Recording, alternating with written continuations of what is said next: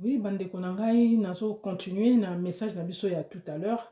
Oyo, yoteki kokata, eza un petit problème ya réseau. Donc, bande konangai, nazalaki koloba ke Nzambe amemi ngai na kokotisa ngai, na kolakisa ngai, tunnel moko akotisi ngai na kati ya tunnel wana. Nazali koyebisa bino bandeko tout à l'heure ke ndeko soki omonaka oza kokota na se ya ba tunnel, ozali kokota na kati ya ba tunnel, ezali mabe makasi puisque na kati ya ba tunnel soki olotaka baza ko mema na ba tunnel to oza kokota na kati ya ba tunnel ezali bisika mabe, ezali esika ya libungi, ezali esika ba prison spirituelle justement, ezali esika ya mabe soki olotaka ba tunnel ba memaka na kati ya ba tunnel, olotaka ka ozaka na kati ya ba tunnel to ba memaka yo to monaka batu kuna to monaka ndeko moko kuna, ndeko nanga sunga ndeko wana puisque ezali signe moko ya malamu te, il faut ndeko wana to yo moko omonaka biloko wana ya ba tunnel bakoza kokotisa wana ba tunnel to oza komimwa na kati ya ba tunnel osambela Nzambe po ete Nzambe ayeba na ko délivrer yo. Donc bandeko nanga nakomi na esika wana nde Nzambe aza koloba nanga omoni esika oyo okomi, esika batu oyo ozali komona ba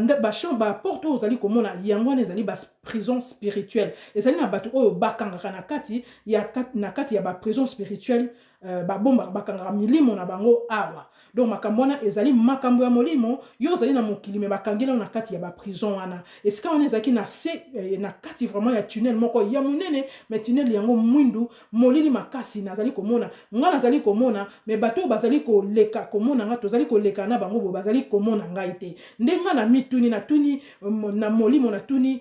mutu nazaki na ezali molimo wa Nzambe na tuni Nzambe na lobi, mais ndenge nini nga nazomona bato oyo bazali komona ngai te nde Nzambe aza koyebisa nga lobi omoni tango ozalaki kosambela, tango ozalaki kosambela ko prier en langue, makambo ozalaki kosala na tango wana ozalaki kosambela yango ezosala masikoyo yo sambelaki, mais tango ozosambela ozalaki kosala makambo oyo ozalaki nesika oyo po na esika oyo oye yango pamba te, oye nesika oyo po na ko délivrer, ko libérer mutu oyo bakangaki na kati ya prison oyo, mutu oyo omonaki oyo bandeko na yebisaki bino na monaki na mwana na ye, malheureusement bakangaki ye bayaki na ye nesika wana. Donc esika wana après ba cérémonie wana bakangaki mutu wana azalaki condamné, batiaki na kati ya prison spirituelle ye na mwana na ye, elingi kolakisa ke ye makambo oyo elandaki ye elandi pe mwana na ye. Donc mwana na ye azalaki déjà na lien na moboti na ye, bakangaki bango mibale nesika wana bakotisaki bango na kati ya prison wana spirituelle. Naoki mongongo ya Nzambe koloba na ngai omoni esika oye ko libérer mutu wana na ba prière bandaki kosala bandeko nanga nga nazalaki kosambela, mais mutu wana pe azalaki kosambela ayebaki tozalaki kosambela ensemble. Mutu wana azwaki conscience ke vie na ezali kokele malamu te, makambo na ezali kotambola malamu te, il fallait vraiment aluka elongi ya Nzambe po bitumbelekaki makasi, azali mutu andimela Nzambe, andimela Yesu Kristu ndenge livre ya Romain 8 eyebisi biso oyo andimeli Nzambe azali lisusu na condamnation te. Il n'y a donc plus de condamnation pour ceux qui sont en Christ. Andimelaki Yesu Kristu lokola mwasi kongo na ye egumbamaki pendant des années, mais Jésus-Christ a délivré ki mwasi wana, alobaki mwasi oyo azali pe mwana ya Abraham, azali fille ya Abraham, mais azali na condamnation, azali na se ya condamnation. Donc makambo mosusu na vie bandeko esengaka délivrance, tango ozali kokoba na makambo oyo ezali ko changer te na bomoi na yo, ezali kosenga délivrance. Donc Nzambe alobi nanga esika oyo oye ezali pona ko délivrer mutu oyo yo monaki kuna basalelaki ba cérémonie na mwana na ye azali nesika oyo oye nesika oyo pona ko délivrer ye batu oyo bazali yo zali komona bazali komona yo te, potango ozali ko parler en langue ozali lisusu mutu te, nzoto na yo ezali ebongwani okomi molimo ozali ko faire accomplir des choses. Donc quand tu pries en langue de konangai ozali ko faire accomplir makambo, ko parler en langue ezali likambo moko munene puisque nous ne parlons plus aux hommes. La Bible nous dit nous parlons à Dieu directement. Donc vous allez ko faire accomplir makambo oyo oye ko sala nesika oyo sikoyo ko libérer mutu oyo bakangaki oyo azali ko sambela na yo oyo abenginga au secours bosangana ki ko sambela oye lelo ko délivrer mutu oyo. Bandeko nanga c'est pourquoi na songi lisusu koloba ndeko azali kokoba na makambo benga biso surtout ba mama tozali na groupe ya ba mama tozali ko sambela ensemble Nzambe na biso azali ko visiter groupe na biso ba délivrance ko sala manzali na kondima ba délivrance ko sala plus tozui message ya Nzambe ko visiter biso nesika wana ban mama mususu bazali o déjà ba komi ko témoigner bandeko nanga Nzambe na biso azali réel, azali ko sala na kati ya groupe na biso ya prière ba mama bo hésiter te Nzambe na biso azali vivant, azali na tina oyo ya lobeli makambo oyo ezali poto yeba na ko soit ba délivrance na ko yeba ko bika bande ko nga bo hésiter te na ko s'abonner et na ko ya na groupe na biso ba mama poto sambela ensemble ba mama oyo bazali vraiment na besoin ya ba prière vraiment na continuer yango na continuer message na ngai. Donc kokoma na ngane esika wana batu wana bazali komona ngai to bazali koleka na mbwa mutu na mutu azali koleka na mbwa na ye mutu na mutu asimbi mbwa na maboko oyo aleki boye asimbi mbwa mutu mosusu asimbi bango nyonso tu bazalaki na bambwa na maboko mutu moko asimbaki mbwa na maboko nde yango bandeko na telemi moke mpona koyebisa bino ke bandeko na nga kolota bambwa soki ozali kolota olotaka bambwa baza kolanda yo bambwa baza koatake yo bambwa wana bautaka kuna batindaka bambwa wana basible batu oyo baproie oyo bango balingaka kokanga soki ozali kolota bambwa ndeko na nga ezali milimo ya mabe ezali pe lisusu molimo ya impudicité ya ko tikela yo impudicité na bomoi na yo pe ko ya ko captiver vie na yo ko mema yo na kati ba prison wana ba travaillaka na bambwa milimo ya bambwa mbwa azali na molimo mabe mingi na kati na ye mbwa mususu akoki kozala na ye azana molimo te mais bambwa souvent ba utilisaka bango pona misala ya mabe na monde spirituel soki olotaka bambwa ebele bambwa balandaka o batakaka yo ndeko na ngai il faut sambela makasi po mbwa azali na makambo ebele ya mabe ayaka ko sala na kati ya bomoi na biso bana na nzambe donc bon négligeaka te soki bozali kolota bambwa ebele ne sika na monaki mutu na mbwa na ye mutu na mutaza na prison na ye spirituel mutu na mutaza na batu na ye o yakendaka kokanga donc mutu na mutaza na bit na ye mutu na mutaza na prison na ye ezali neti mboka mobimba me mutu azali na place na ye ndenge tovandi na quartier moko me mutu na mutu azali occupé na makambo na ye esika wana ezalaki exactement ndenge wana et nakomi na esika wana na tala boye namoni prison porte moko efungwami mbala moko yango moko e namoni mutu wana oyo nga namonaki na mboka wana na mwana na ye na video oyo euti koleka oyo nauti kosala première partie namoni mutu wana kobima na mwana na ye na kati ya prison wana abimi na mwana na ye donc nzambe a délivré bango na mabondeli oto salaki mutu wana abimi na prison na misu nanga komona simplement tango aza kobima mutu azali komona yete mutu azali kokanga yete mutu azali kopekisa yete abimi ti akei libanda na kabola ki témoignage oyo muke yango kobima nanga na kati ya prison wana na mutu wana kobima nanga libanda nde namonaki actrice na biso moko ya théâtre na kabolaki bandeko o batalaki nga bayebi eloko nazoloba na kabolaki yango melelo na kaboli yango vraiment na expliquer yango clairement po bandeko ba comprendre eloko nini esalamaki eloko nini nzambe alakisaki nga exactement na esika wana c'était ça eloko oyo esalamaki na esika wana ndeko wana azalaki délivré ndeko wana abimaki na prison abimi na mwana na ye pona koloba bandeko nanga nazongi lisusu koloba ke ndeko soki makambo zali kolanda yo bana na yo bazali épargné te il faut ko sambela yango na lobi bandeko nanga makambo nazo kabola bandeko nanga boyebisa yango na bana bo expliquer yango na bana po bana bayeba na kozwa délivrance po bana na biso bazala na ignorance te et kozala pasi makambo oyo biso baboti to vivre pendant des années ba pasi oyo biso to moni pendant des années bana na biso lisusu ba vivre yango bana na biso lisusu ba mona pasi bana na biso batikala na ba pasi mikumba oyo biso to monaki mabe oyo biso to vivre bana na biso ba vivre yango na lobi bandeko na yebiti na naza ko beta sete na makambo ya bana nazali na message kutu mobimba pona bana peut-être deux messages oyo nga na moni ba témoignage oyo nga na moni na oyo nga moko na vivre makambo ya bana to vraiment ba parents to sambela pona bana na biso to mema bana na biso liboso ya maloba ya nzambe batambola na kobanga nzambe babanga makambo zali kosala na mokili po yeba soko zali gete na monde wana ya mabe misu ya mabe sa likolo na yo bana na yo bazali épargné te bandeko to vraiment to fungola misu pona bana na biso to pesa bango ba message oyo yango na lobaki bana oyo basi bakomi mikolo bo pesa bango ba message oyo batala bo partager bandeko nanga oyo bozali botali pona mbala liboso vraiment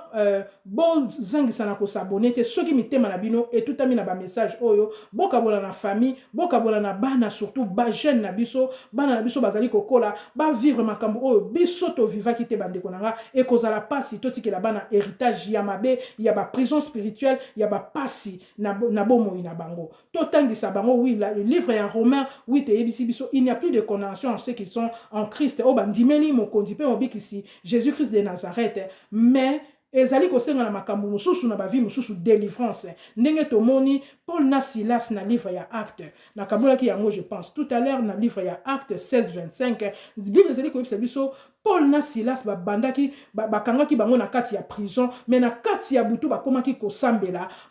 na loyembo bakomaki koyembela Nzambe bakomaki kokumisa mokonzi bakomaki koyemba po bakomprenaki ke sika oyo tozali na prison oyo mutu akoya kobimisa biso ezali kaka Nzambe mobateli kaka Nzambe na biso mokeli na biso oyo akela likolo na se yende mutu akoya kobimisa biso na esika oyo soki tosambeli Nzambe na biso te tokopérir na esika oyo alors Paul na Silas bayebaki ke tozali na Nzambe mokeli na biso bazalaki na foi bazalaki na kondima na Nzambe na biso bakomaki koyemba bakomaki kokumisa Nzambe et soudain bamonaki basheno bakangaki bango ekomaki brisé bashene katanaki et puis porte ya prison efungwamaki porte ya prison efungwami babimis bamoni ange kotelema liboso na bango koyebisa bango bobima bolanda ngai ezali délivrance mobimba bandeko na ngai ezali délivrance au Paul na Silas bazwaki po bandimelaki Nzambe badésespéraki te balelaki te balobi Nzambe na biso atiki biso anasala nini po nazomona boye oyo ezoyela ngai natika kaka ezaka makambo ya mokili te ndeko na ngai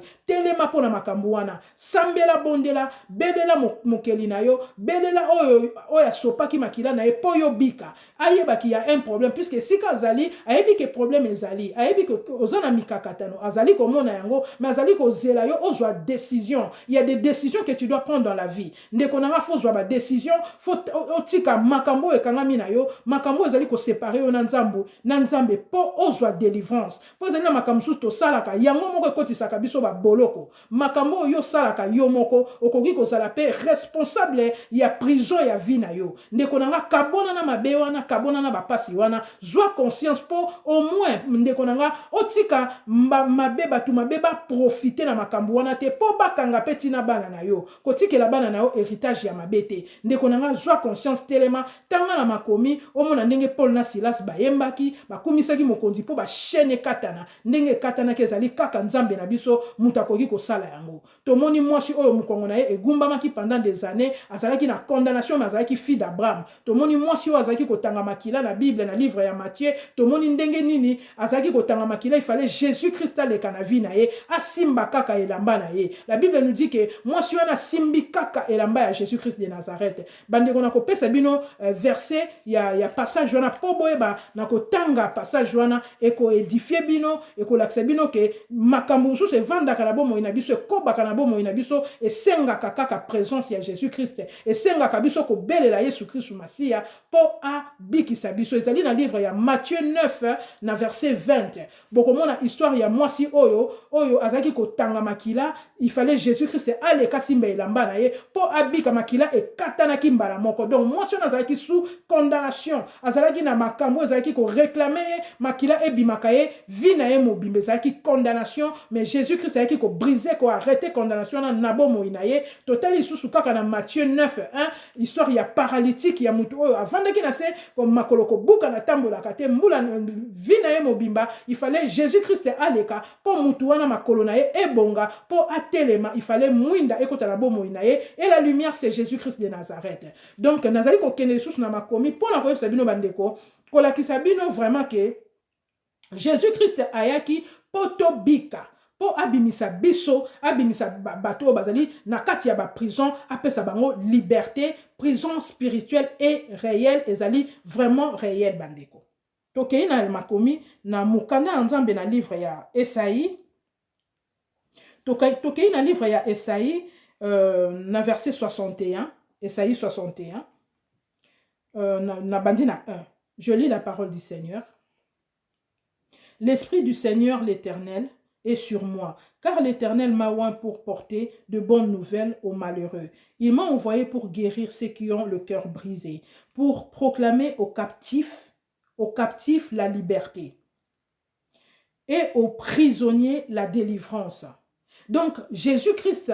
ayebi nzambe na biso ayebi ke ba prison ezali réel ayebi ke ba kangela kabana na ye na ba prison yango wana tindi ngai na message o koya koyebisa bana na ye ko fungola bango misuke ba prison spirituelle ezali réel bandeko na ngai to belela Yesu Masiya to luka ye to yemba to ganga po etayoka mungongo na biso to tambola na sanctification to kabwana na mabe po soki mabe ezali nzambe ayaka te bandeko na ngai c'est un grand secret to tambola na kobanga nzambe d'abord po to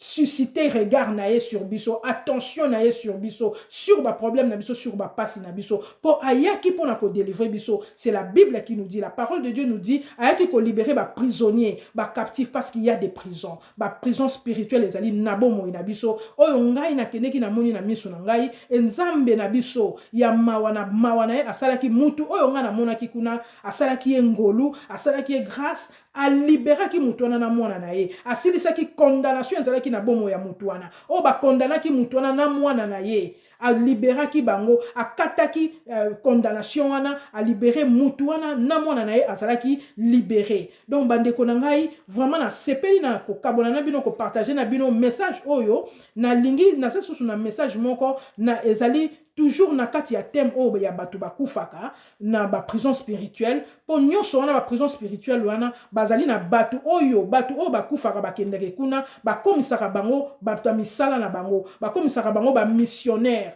ya ko bimisa bango ko kende ko attaquer ko kende ko landaka batu bakomaka batu mususu bakomaka ba travailleur na bango bakomaka pe ba mari ba femme de nuit bato bakufaka sans nzambe bato ba arachaka bango na masumu ba arachaka bango na vie bakendaka ko sala ko jouer ba rôle wana na ba esika wana na kati ya ba prison spirituelle wana bazali na misala basalaka. Donc nazali na témoignage oyo na lingaki na kabwana bino bandeko na ngai ya esika ba mutu oyo akufaki esika ya matanga bandeko na ngai na lingi boyeba eloko nini esalamaka na esika ya matanga esika batu bakendaka bokei tokei tolobi tokei matanga tokei kolela mutu akufaki otie makolo na ona matanga ndeko na ngai foyeba makambo nini esalamaka na matanga nazali na témoignage na message oyo nga na kopesa bino oyo nzamba meminga kolakisanga makambo esalamaka na matanga oyo nga na vivre ngai moko po témoignage na nga personnel ezali na kati ya likambo oyo. Donc natiki bino lelo bandeko na ngai po na lingi na séparer ba thème po ezala mélanger te message oyo esala bino malamu bandeko na nga obatanga po na mbala liboso bo hésiter te na ko partager ba message oyo na kosunga baninga et puis message oyo esala bino malamu vraiment et memela bino lumière na kati ya bomo ina bino et puis bo hésiter te soki liloba etoti bino message et sali bino bien bo hésiter te na ko s'abonner to koma ebele to partager ba message oyo nzambe na biso azali ko pesa biso vraiment que mon Dieu vous bénisse. Kimia na Yesu Christo et accompagner bino soirée au mobimba pe semaine na biso mobimba ezala protéger ma pambolino surtout o nzambe na biso atie na mokili na ye na semaine o ezala pona biso bana na ye. Donc alobi a obligé ma pamboli na ye elanda biso, il a obligé à la bénédiction de nous suivre. Si comme ma pamboli na ye elanda biso du début de la semaine jusqu'à la fin de la semaine qui commence vraiment Kimia na Yesu Christo ezala epai na bino butu malamu bandeko na ngai. Moi je vous dis à la prochaine. Au revoir.